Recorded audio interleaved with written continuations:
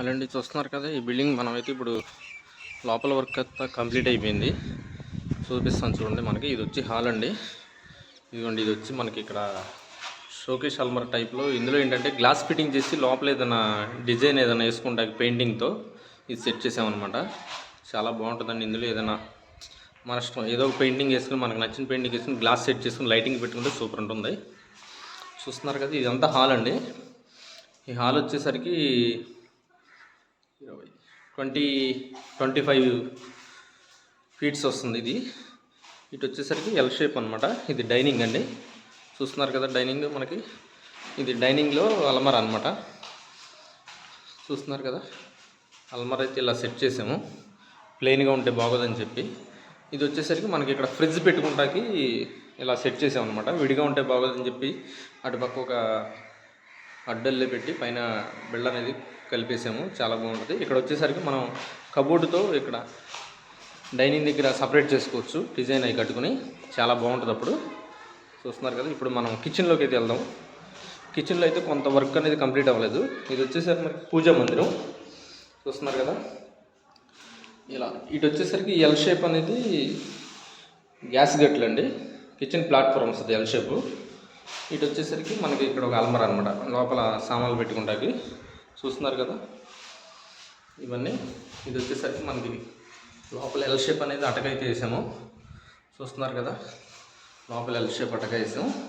ఇక్కడ వచ్చేసరికి ఈ పైన ఉన్న 4 అరలు వచ్చేసరికి సమానంగా ఉంటాయి. కింద సాంతం కింద ఉండే అర్ర ఏంటంటే పెద్దగా ఉంటుంది. ఏంటంటే ఇక్కడ ఏదన్నా మనం బియ్యపు రబ్బు కానీ మంచినీళ్ళ బిందులు కానీ ఏమైనా పెట్టుకుంటానికి బాగుంటుంది. అందుకనే అది పెద్దగా పెట్టాము. నెక్స్ట్ వచ్చేసరికి మనం మాస్టర్ బెడ్రూమ్లోకి వెళ్దామండి. మాస్టర్ బెడ్రూమ్ అనేసరికి ఇది మనకి చూసారు కదా, మాస్టర్ బెడ్రూమ్లో అల్మరాలు అనేది ఇలా వచ్చింది మనకి. ఈ చివర వచ్చేసరికి బీరువా అనమాట. ఐరన్ కేఫ్ పెట్టుకుంటాకి ఇలా వదిలేము విడిగా. మధ్యలో అల్మరా. అటు చివర వచ్చేప్పటికి విండో వచ్చింది. విండో కింద రెండు బాక్సులు, అల్మరా బాక్సులు వచ్చినాయి. చూస్తున్నారు కదా. ఇప్పుడు మనం వచ్చేసరికి బెడ్రూమ్లో మాస్టర్ బెడ్రూమ్లో అటాచ్డ్ బాత్రూమ్ అనమాట. ఇది వచ్చేసరికి చూడండి ఇలా. ఇది ఏంటంటే స్లాబ్ వరకు అండి, పై వరకు కట్టామన్నమాట. ఎందుకంటే ఇలా కడితేనే బాగుంటుంది. కొంతమంది కొంచెం డౌన్లో సన్సైడ్ హైట్లో వేస్తున్నారు కానీ అది బాగోట్లేదు. ఇక్కడ వచ్చేసరికి మనకి ఇక్కడ ఒక ప్లేట్ వస్తుందండి, అల్మరా లాగా సింగిల్ ప్లేట్ వస్తుంది అంతే. ఏదైనా సబ్బులు కానీ ఏదైనా షాంపూ డబ్బాలు ఏదైనా పెట్టుకుంటాకి చాలా బాగుంటుంది.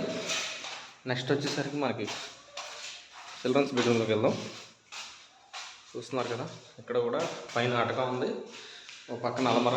మనం డైనింగ్లో ఎలా అయితే పెట్టాం ఇక్కడ కూడా అలాగే పెట్టాం. కొంచెం అలమర లాంగ్ లెంత్ వచ్చింది కాబట్టి సెంటర్ బిళ్ళ అనేది చేస్తే బాగోదని చెప్పి ఇలా సపరేట్గా కొంచెం అటు ఇటు ఎగుడు దిగుడుగా అయితే బిళ్ళలు ఇస్తున్నాం. చూస్తున్నారు కదా, చిల్డ్రన్స్ బెడ్రూమ్ కూడా బాగుంది.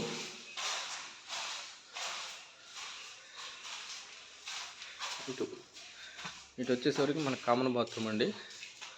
ఇటు పక్కన కామన్ బాత్రూమ్ అన్నమాట. వెనకాల ఒక అటక వచ్చింది అంతేనండి. ఇది అంటారా, ఇటు పక్కన అనేది ఫినిషింగ్ అవ్వలేదు, కొంచెం మనం బయటకు వచ్చేసాము. అటు ఎల్ షేప్ అయితే అయిపోయింది.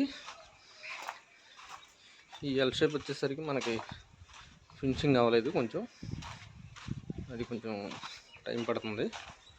ఫ్రంట్ వచ్చి చూపిస్తాను చూడండి మీకు. ఫ్రంట్ వచ్చేసి మెటల్ ల్యాండింగ్ అనమాట. చూస్తున్నారు కదా, ఫ్రంట్ ఎలివేషన్ కూడా మొత్తం అవ్వాలండి.